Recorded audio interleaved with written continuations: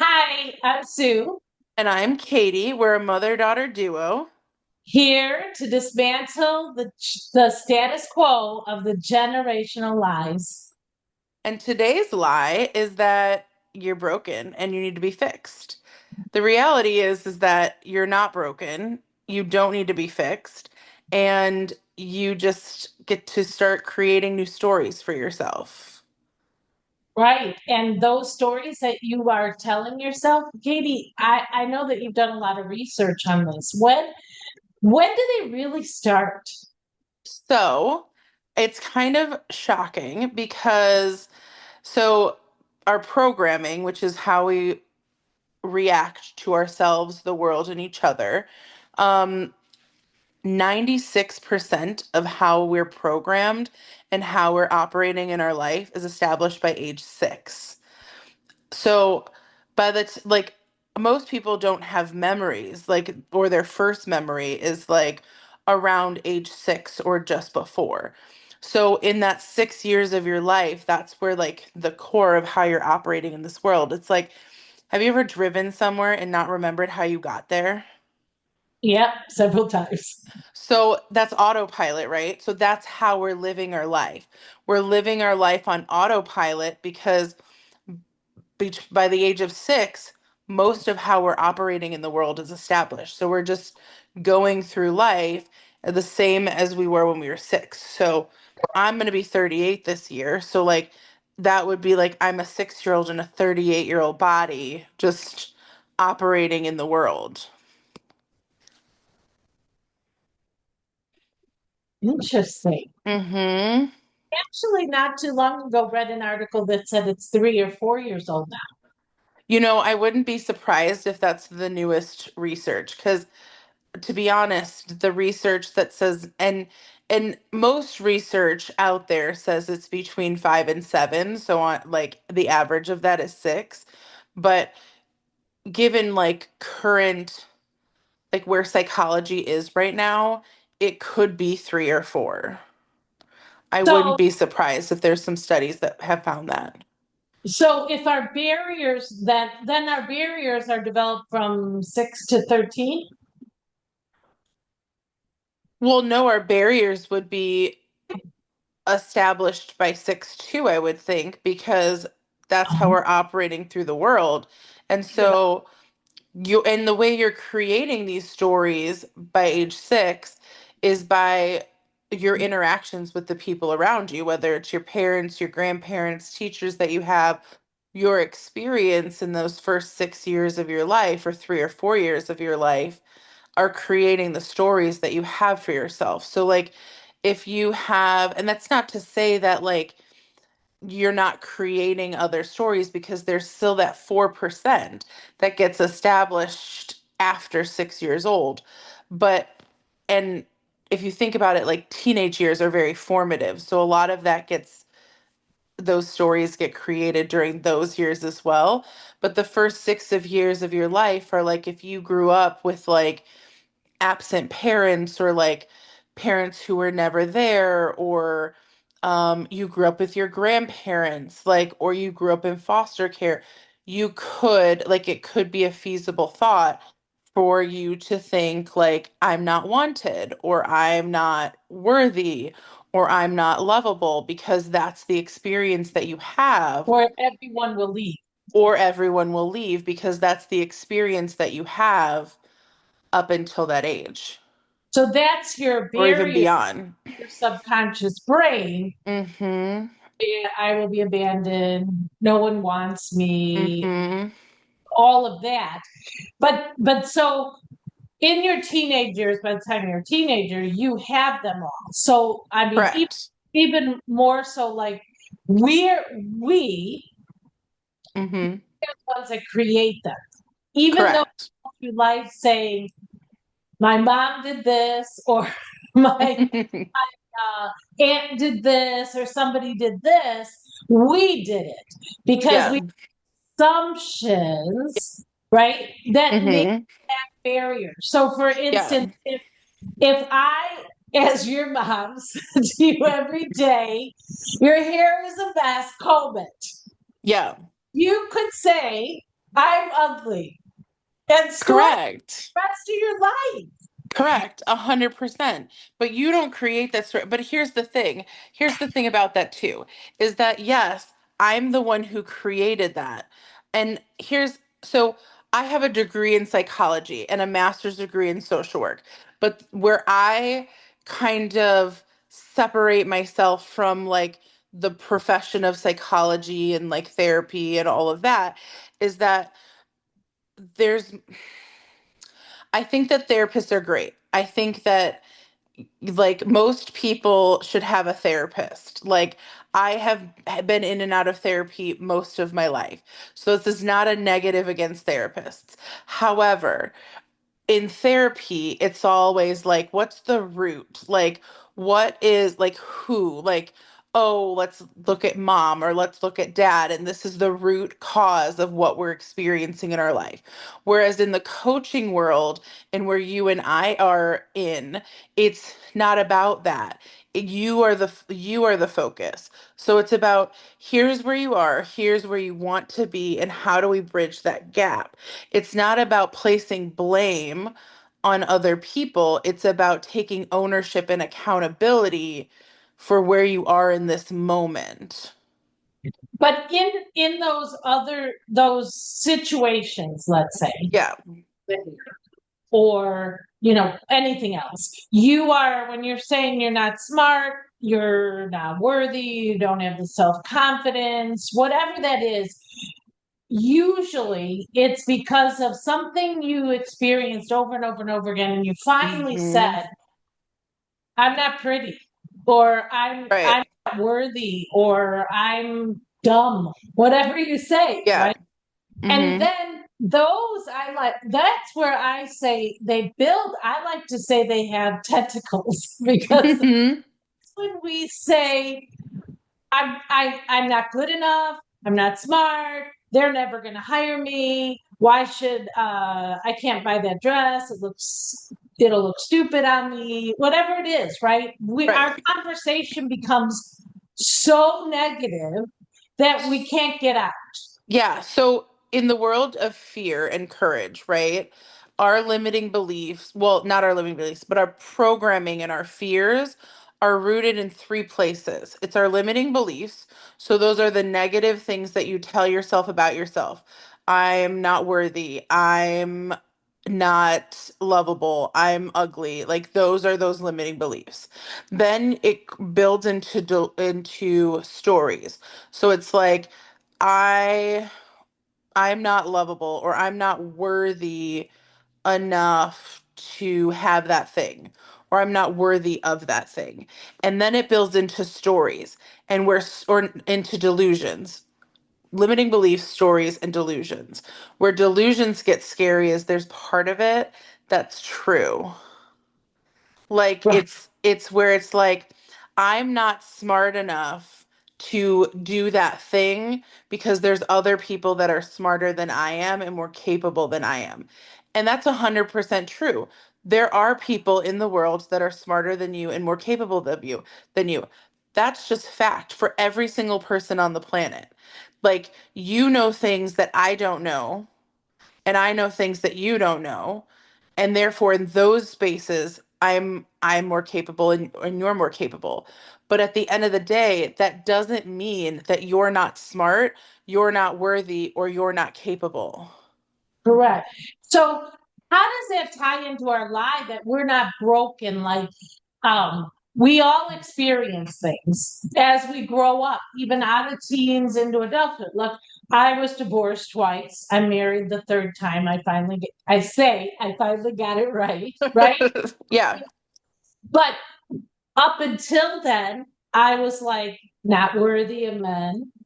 If there Hmm. were money issues when I was raising you guys, that worthy of money, um, or I'm not worthy. Someone might say they're not worthy of that VP role, or someone let Hmm. them go. They were in the VP role for 10 years, let them go.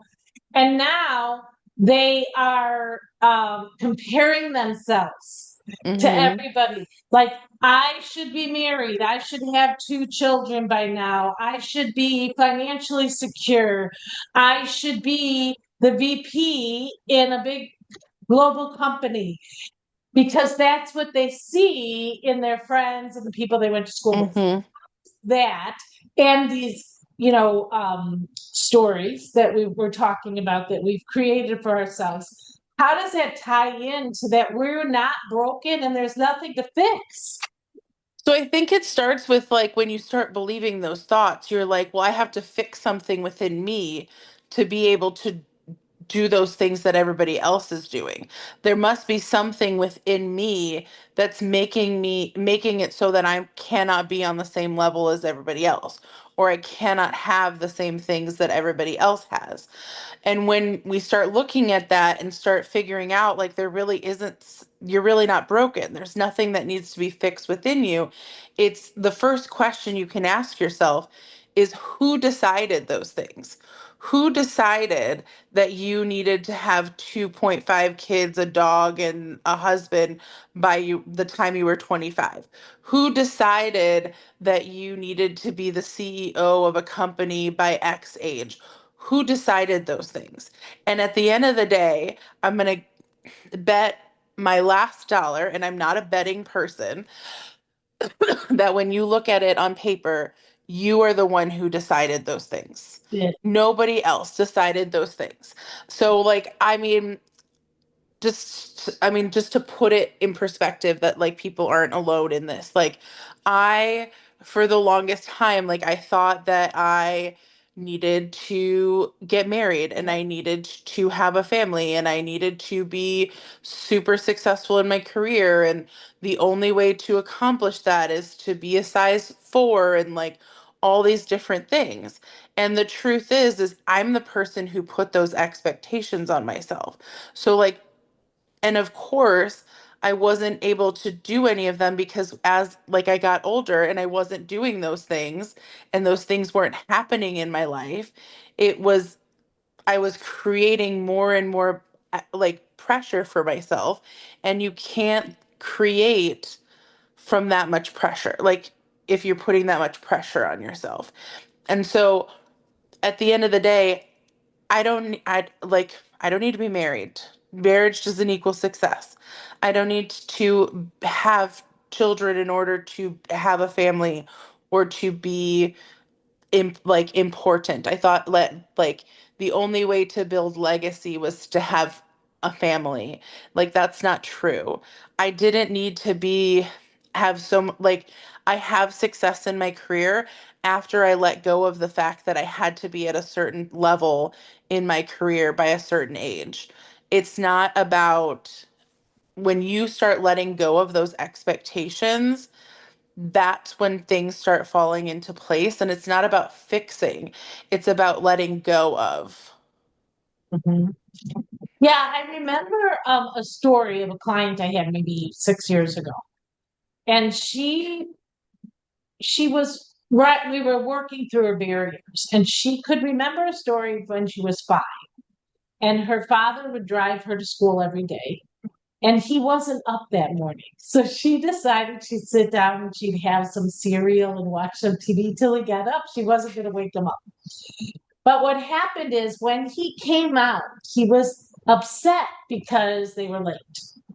And so all the way to school, he never talked to her. She decided in the back seat that he didn't love her, Mm, made her have difficulty in relationship through life, gaining weight, not feeling smart, couldn't hold a job, all those things tied back to that day in the back seat of the car.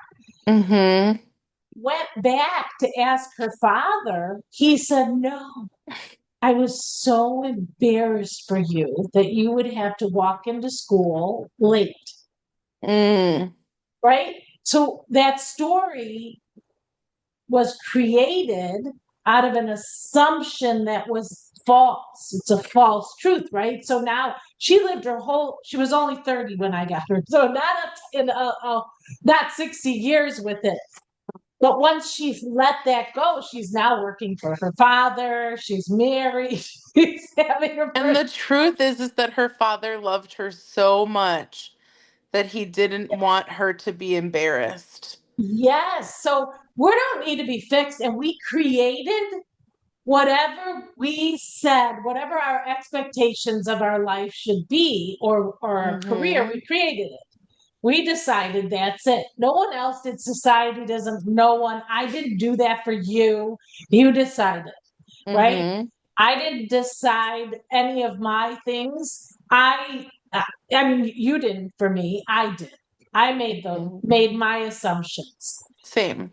When someone watches Facebook, Instagram, LinkedIn, they've lost their job or they don't have children. Maybe they are trying IVF and they keep failing. It's not working.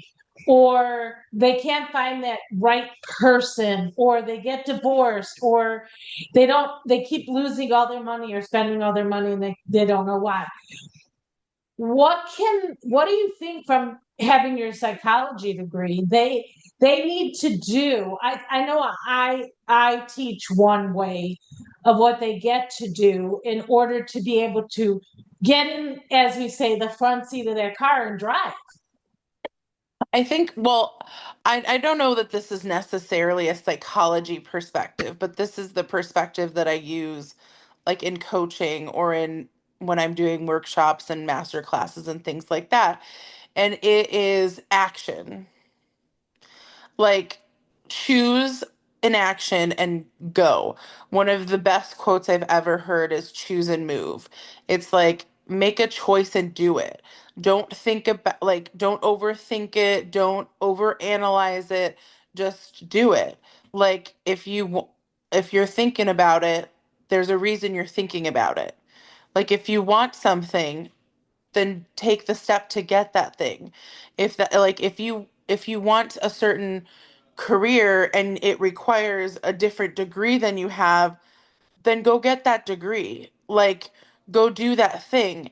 If you want, if you really want to have a baby and you don't have like the person, I know people who have gone out and adopted children because they wanted to be a parent, and so they made it happen.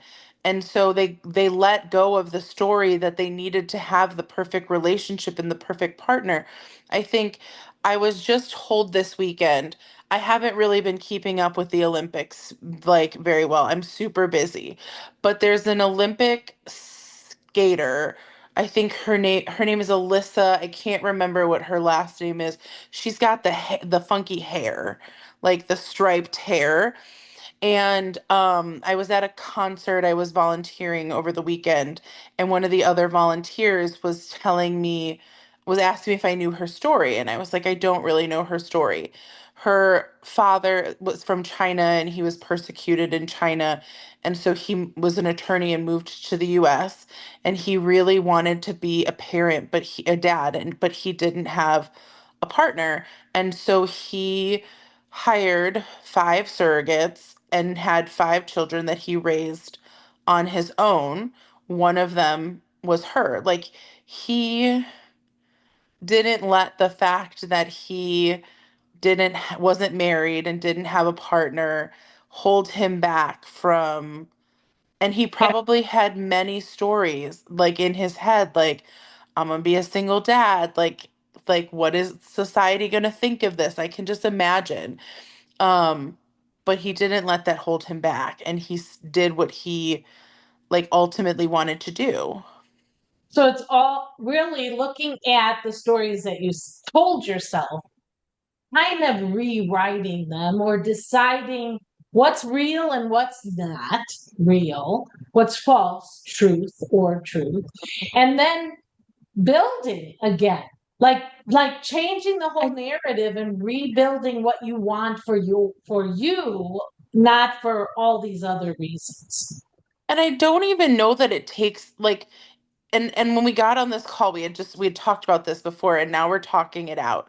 And I think the way that like my brain is conceptualizing it in this moment isn't even that you need to rewrite anything. It's that you need to decide, like, when you realize that you're the one who's put these barriers in place, when you're the one, like, when you look at it and you're like, who said that these things needed to be done?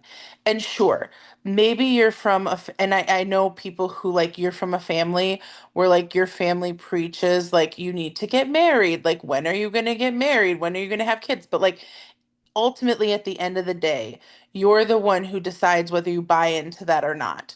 And so when you look at it and you're like, who decided this, and you say, and you realize, I'm the one who decided this. And in that moment, you're like, okay, what do I really want in my life? Like, what's really important in my life? Do I want the family? Do I want the job? What are the things that I want? Let go of what isn't working for you. It's not about necessarily rewriting a story that I'm good enough or that I'm worthy or that I can have the things that I want despite not having these other things in place. It's letting go of that and deciding in that moment that I get to have these things that I want Yep. and then taking an action to get there. Yep. Even if you got fired after 10, Correct. you get to decide, am I gonna like be stuck, or Hmm. am I going to go get another one if that's what I want? Or am I gonna open up my own business and surpass everything that I ever thought I Hmm. do?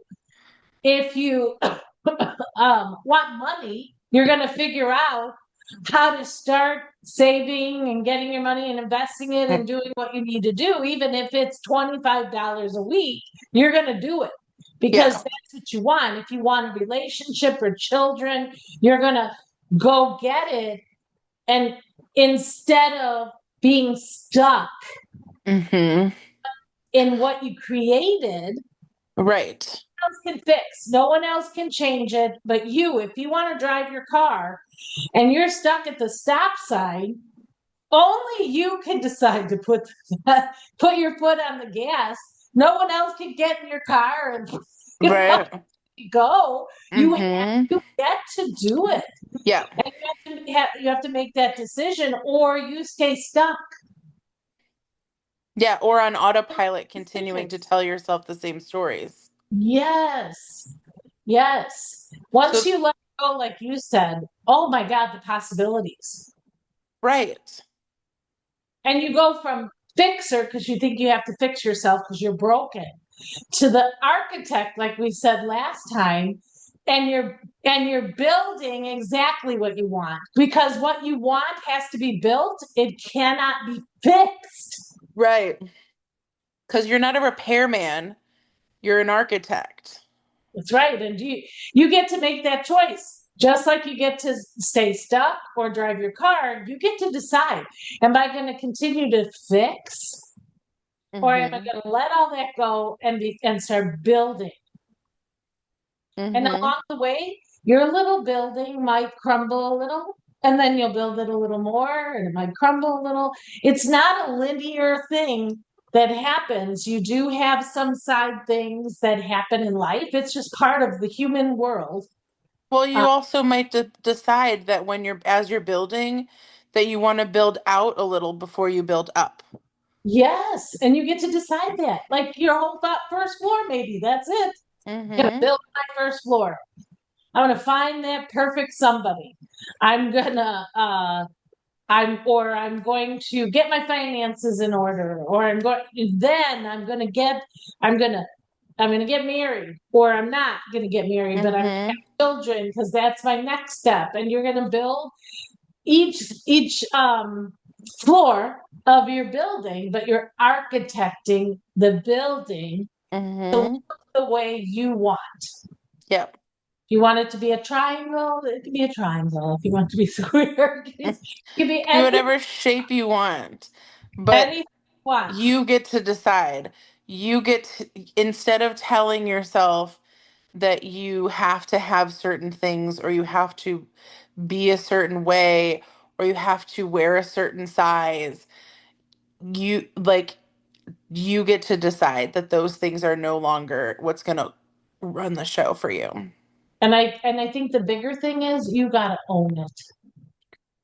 Yeah, because it doesn't work otherwise. Decide. There is no wrong answer, and nobody around you, if they tell you it's wrong, you let it go. And Because guess what? Nobody's building is going to look like your building. nobody's building looks like yours. And you don't want it to. Don't want Mm-mm. it. So I guess like we said last time, are you going to be the fixer of your own life, career, the stories you tell yourself, or are you going to architect something really amazing? Mm-hmm. Yeah. Yep. So So we, what's your choice? yep, and we would love to hear that. Yeah, comment in the comments like what you're going to build or what you're going to architect. Yep. Small or big, whatever it is, there's no right answer. And we'll want to hear it. And we're going to put this post out on the podcast out on Wednesday morning. So you can put all your comments in and tell us exactly what you're going to do.